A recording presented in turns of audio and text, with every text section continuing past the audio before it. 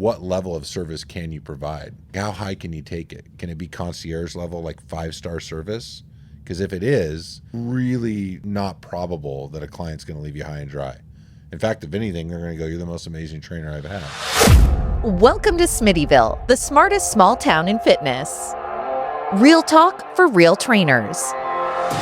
Hosted by Chris Smith, CEO of Fitness World, and fitness business journalist Krissy Vann.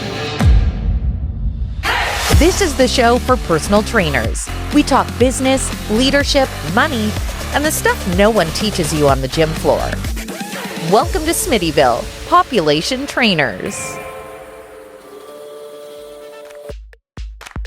Let's start in Town Hall. This is where we talk about the things that actually shape a career in fitness. Today, we're talking about loyalty. Were you ever ghosted in your personal training career? I'm sure I was at some point. I mean, if I was trying to think real specific, like it was this client and this was the situation, I might have to really kind of scratch my head to get there, but I'm sure it happened.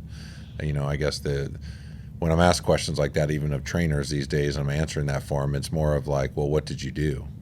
What do you mean, what did I do? Well, you either did something or didn't do something to create that scenario. Right. So what did you do and what didn't you do? And it's like, well, I don't understand. And it's like, well, did you provide world-class customer service? As you got to know them a little bit and built some rapport and got to, build some, like I would use the term likability, rapport, and trust. Like as you start to kind of build that relationship on the onset, where did you take that? Did you figure out that this person's really struggled with nutrition and you learned it's late night snacking? And so were you texting them to say, hey, I know you probably had a good day with food. You had a great workout this morning. Let's finish the day strong. To just give them that little edge mentally to kind of help them hold back from that refrigerator door or the cupboard or whatever it might be. Or that client says, I really struggle with my mornings and my energy and whatever, and it's really hard for me to get breakfast. Then conversely, were you figuring out a way to message them? And again, you could do it via text, old school, if you will. Or again, nowadays we're using all these different platforms like Trainerized by ABC or whatever it is, and people have MyFitnessPal and all these different tools in their toolbox to access kind of client relationship or client management. And so, for me, it's just world-class customer service is kind of what defines it. So you're either doing that or you're not. And again, I think that morphs and shapes differently based on clients' needs and goals. That's a long answer to like, did it ever happen to me? I'm sure it did. If you said, what was my solution to solving that as I built my career and as I've advised others in terms of how to do the same as a trainer, it's just like what level of service can you provide? Like how high can you take it? Can it be concierge level, like 5-star service? Because if it is, really not probable that a client's going to leave you high and dry. In fact, if anything, they're going to go, you're the most amazing trainer I've had. In which a lot of trainers will go, oh, my programming's so much better. Probably not. It's going to be your service.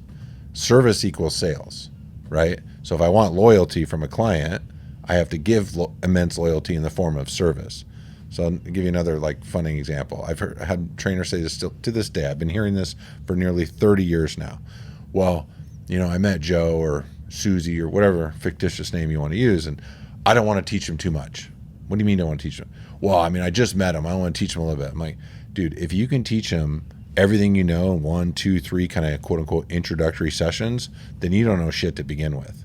Wait a second. So they don't want to do it because they think it'll give away their secret sauce and therefore render themselves useless to the client? Gotcha. In a matter of like an introductory 1, 2, 3 session type package or environment. And I'm like, what? Like to me, it's actually a red flag of like, you don't get it. Fair.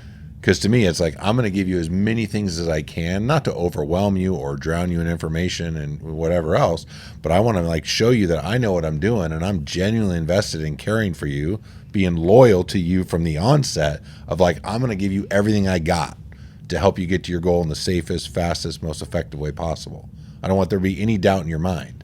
So that then when I'm asking for loyalty back in the form of, would you like to continue to be my client? I'm really enjoying training you. We've already made some progress. Whatever the conversation sounds like, that person hopefully is going to reciprocate, that energy and go, yeah, then this has been a great relationship so far. Like, let's keep going. I mean, it's different here at Fitness World because a lot of the individuals that you have on board here have gone to the Personal Training Institute, and you're instilling these values from the get-go that they're able to take with them into their career. But have you ever had somebody under your wing? Like, if they're losing client after client, like, has that pattern ever happened in anybody that's been under your wing? Oh, yeah. We look at all that stuff. So we look at data, right? Macro data, what we call PACR.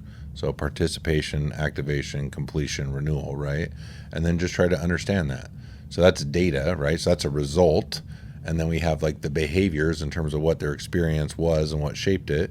And then we have systems and process that are ultimately designed to drive the whole deal, right? So it's what's the most common reasons then?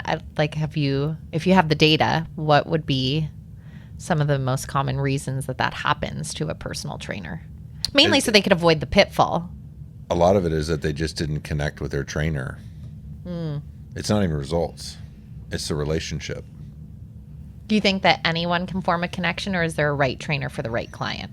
I think there can be a better trainer or right trainer for a client, but I think a lot of it's controllable and people just don't want to do it. So it's back to vulnerability and being open to feedback.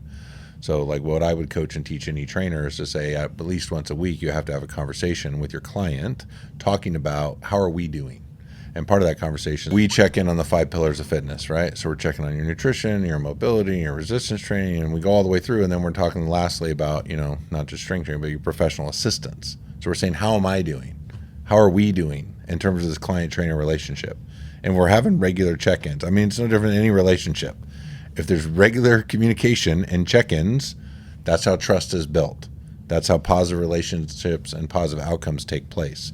And so it's no different than anything that you would learn about or try to understand, but it's teaching that and to do so in like a meaningful way to, again, yes, drive a business outcome, but that business outcome is also in that person's best interest. Like my business outcome of helping you like look better, feel better, get to your goal is also going to add longevity and play span to that person's life and keep them out of the hospital. So like I don't feel bad about it at all in terms of teaching people how to have more meaningful, personal training conversations. Yeah, I mean, it's in the name, personal training. There you go. However, tech is obviously changing the name of the game. So where do you feel that is going to have a bridge in regards to loyalty when it comes to client-trainer relationships? Is it a positive or a disconnect, actually? Oh, I think if done well or done right, then it's for sure a positive, right? It just gives you the more ability to kind of do, lots more touch points. I think the thing is to make sure that like there's a certain level of automation you can do in a kind of business or enterprise business, and AI will lend itself to making that even easier. But I think you don't ever want to lose the genuineness and being authentic in your communication. Because if it feels like it's a bot or someone just doing something to do something and it's not genuine, authentic, that's not going to build rapport and trust. People are going to see through that and be like, oh, this just another one of these. It's like when you call something, you need service and you're just really frustrated. You call and now you got to go through the chat bot for, press this for this, if this, and it's like, you're now even more frustrated, but you don't have a choice. So you sit there. Like that's not a good experience, right? And it certainly doesn't make you want to continue to do business, often with whomever it is now you're stuck on hold with in that cycle. So in that same instance, I think if you use it the right way, it can be positive. Do you feel like you have a good gauge over what clients will be loyal versus not? Do you feel strongly about that? We do some of this. We'll do the service calls as an example. And we'll start calling clients in advance of or how their experience is going, and we'll try to understand are you getting world-class customer service? We're inspecting that.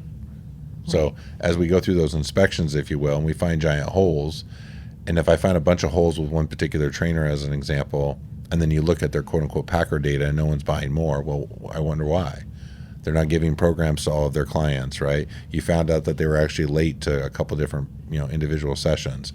Let's say they late, no-show, canceled, and or charged a client who had a legitimate reason for unfortunately not being able to make it that day. And so now you just irked them, right? Where it's like, I show up all the time on time, like I'm good to go. I'm a loyal client. And now the one time I can't make it because my kid was throwing up in the car, you're going to whack me?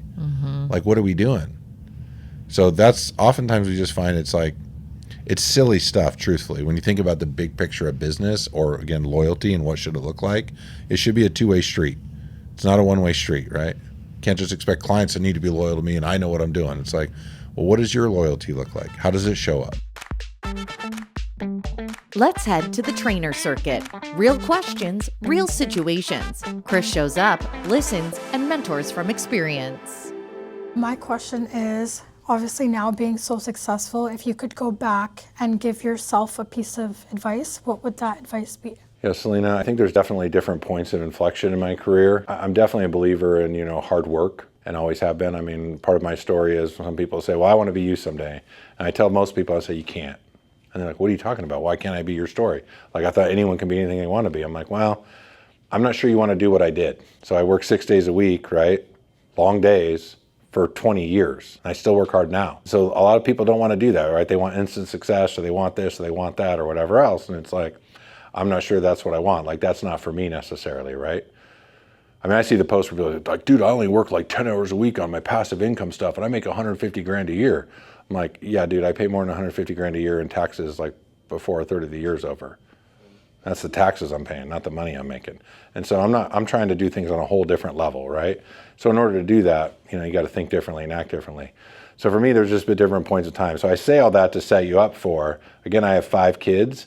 I worked so much in those early years, really super hyper focused on my career. And I don't know that I actually had enough mentorship, perhaps, on people telling me, like, knowing what I know now, right? Like, hey, dude, you're still going to get where you want to be, but you probably could be more present at home.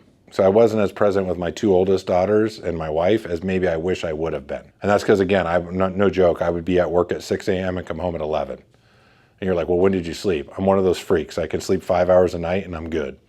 Have been my whole life. If I get 7 hours of sleep, it's like people that slept for 12. I'm like, I'm out of control if I get 7 hours of sleep. So if I could change anything, it would just be finding a little better balance. And you'll hear different people talk about work-life balance. Like, my approach on work-life balance is pretty simple. Like, do what you got to do to get the job done and do what you got to do to get where you want to go.